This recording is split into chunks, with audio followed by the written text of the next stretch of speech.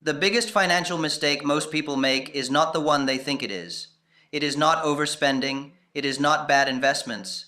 It is not low income or unlucky timing or the wrong job. The biggest mistake is simpler than any of those and more expensive than all of them combined. It is the decision made by default, never consciously to let money decide for itself what it is for. Most people receive money and then figure out what to do with it. That sequence, as natural as it feels, is the mechanism of staying broke, regardless of how much arrives. I want to tell you what the correct sequence is, why it works differently, and exactly how to apply it, starting with whatever comes in next. I am Henry Ford. Before the company, before the cars, before any of it produced a return worth describing. I spent years receiving small amounts of money and watching them disappear into the immediate demands of a life that always seemed to need exactly as much as I had. The money was not wasted in any dramatic sense.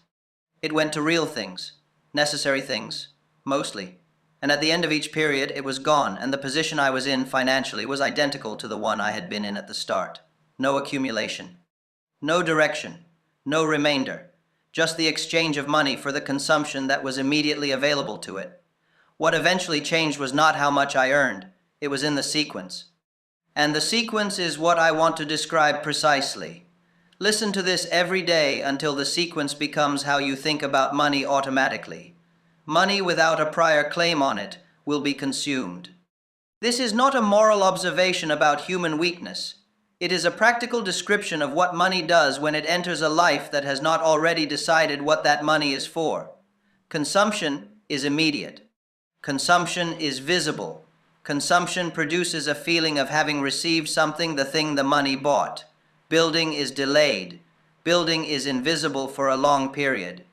Building produces no immediate feeling of having received anything, because what is being built has not yet become visible. When money arrives in a life that has not already assigned it a purpose, the competition between consumption and building is not a fair contest. Consumption wins every time, because consumption is ready and building is not. Prior claim changes the contest. A prior claim means that before the money arrives, a specific portion of it has already been assigned to a specific building purpose. The assignment is made while the money does not yet exist, which means the assignment is made without the competition, without the consumption already visible and ready. When the money arrives, the prior claimed portion goes immediately to the assigned purpose. The consumption operates on what remains. This sequence is the fundamental difference between a financial life that accumulates and one that resets. Amount matters less than existence. A prior claim of 10% on a modest income, applied consistently, accumulates. 100% of a large income, consumed without a prior claim, accumulates nothing. The structure, not the amount, is what determines the outcome across a life. Now, I want to name the specific mechanism that makes money without a prior claim disappear, because naming it clearly is what makes it possible to interrupt it. The mechanism is this: unassigned money does not stay unassigned. The moment money arrives without a prior purpose, it becomes subject to every purpose that presents itself, and purposes present themselves continuously. Some are real needs. Some are preferences that feel like needs because they are immediate and visible. Some are genuine opportunities.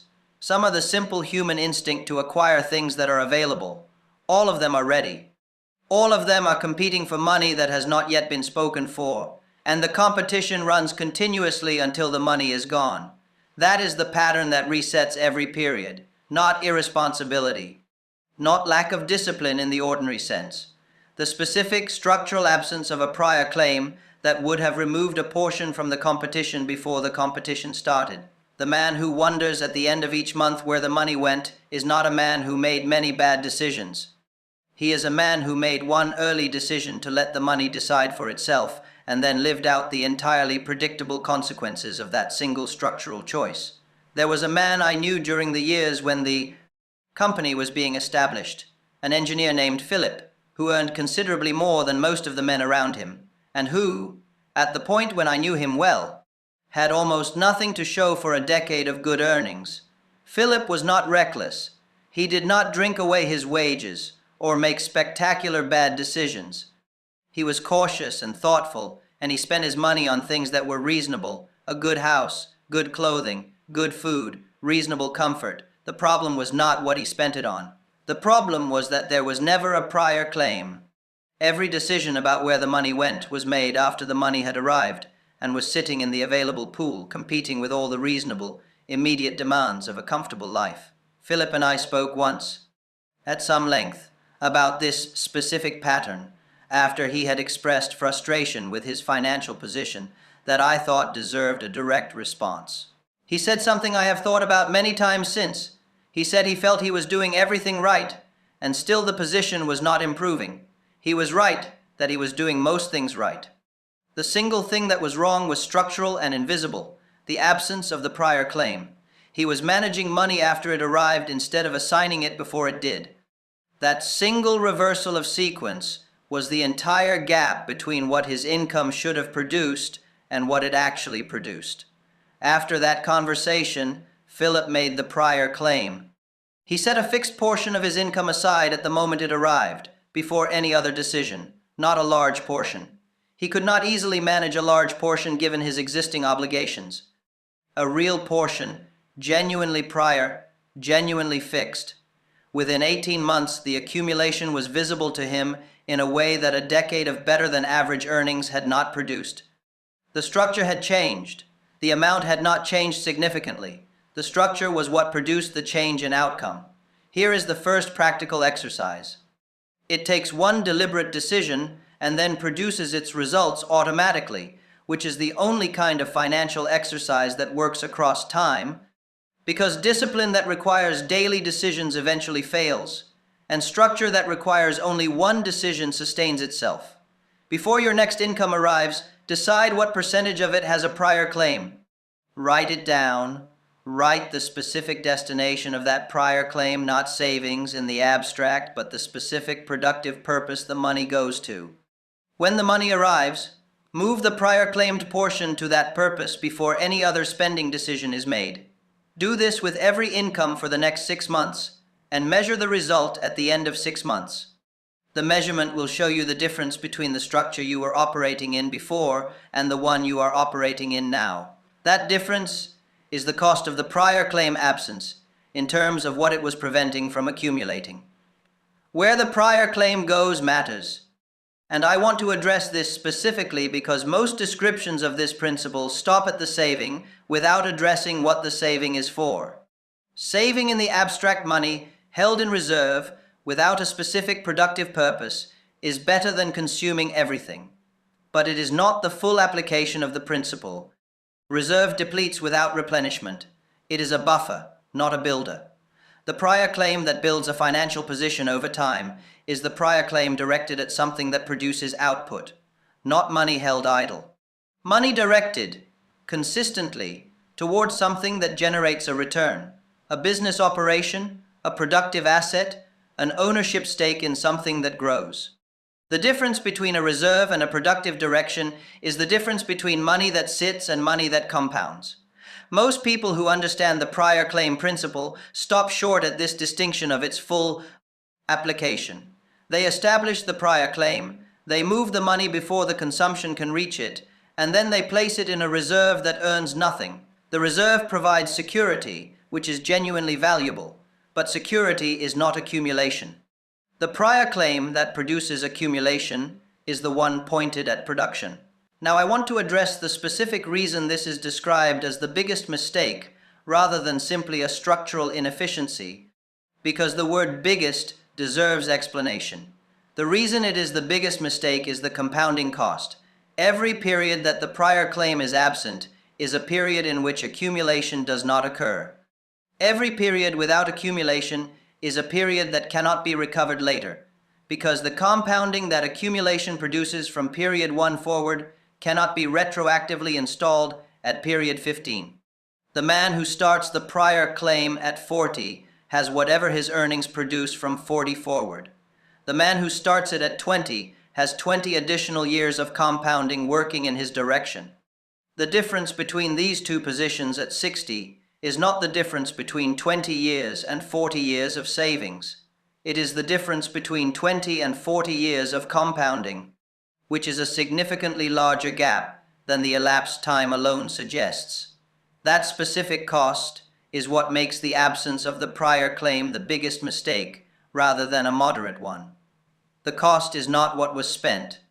The cost is the compounding that was not built during the years the prior claim was absent. That cost is invisible until the years have passed, which is why most people do not feel the weight of it until they are far enough along in their working life to see how far behind the accumulation is from what the elapsed time should have produced. I want to be honest about something here, because the honest version of this is more useful than the polished version. For several years in my early working life, I knew abstractly that directing money toward production before spending it on consumption was the correct sequence. I knew this in the way you know a principle you have heard stated but not yet felt in your own situation. The knowing did not change my behavior, because the knowing was not yet specific enough to act on. I had not decided what percentage. I had not identified what the productive destination was. I had the principle without the structure, and a principle without a structure is an intention, and intentions do not accumulate. Changing the behavior required something more specific than a better understanding of the principle. It was the decision of a specific number and a specific destination, and the mechanical act of moving that specific amount to that specific destination at the moment the income arrived, before any other claim on it was entertained. The specificity was the change, not the understanding. The understanding was already there. The structure was what was missing. And once the structure existed, the behavior followed automatically from the structure rather than from any ongoing exercise of discipline. Discipline that depends on repeated decisions fails over time. Structure that requires one decision sustains itself. The prior claim, once established as a mechanical fact, a fixed amount that moves automatically to a fixed destination at income arrival, does not require discipline to maintain. It requires one decision to establish and then runs on its own.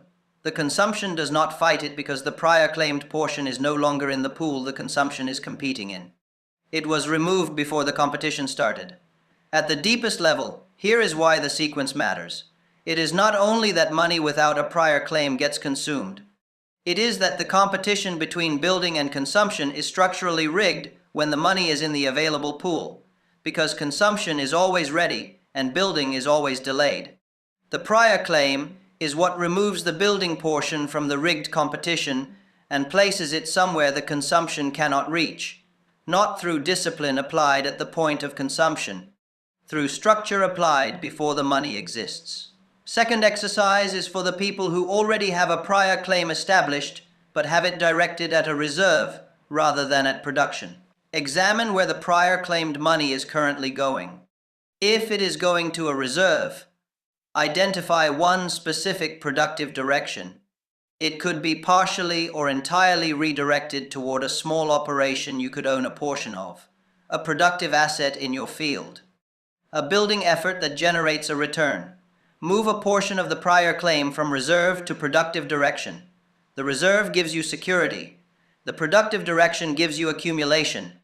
Both are valuable. Neither replaces the other. But if you have security without accumulation, the addition of the productive direction is the specific structural change that converts the prior claim from a buffer into a builder.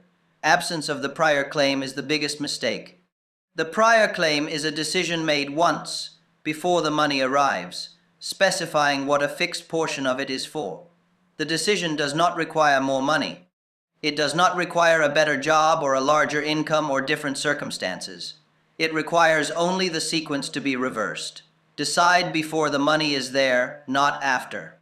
That reversal, applied consistently, is the structural change that makes a financial life accumulate rather than reset. Every period you apply it, the position improves. Every period you do not apply it, the position resets.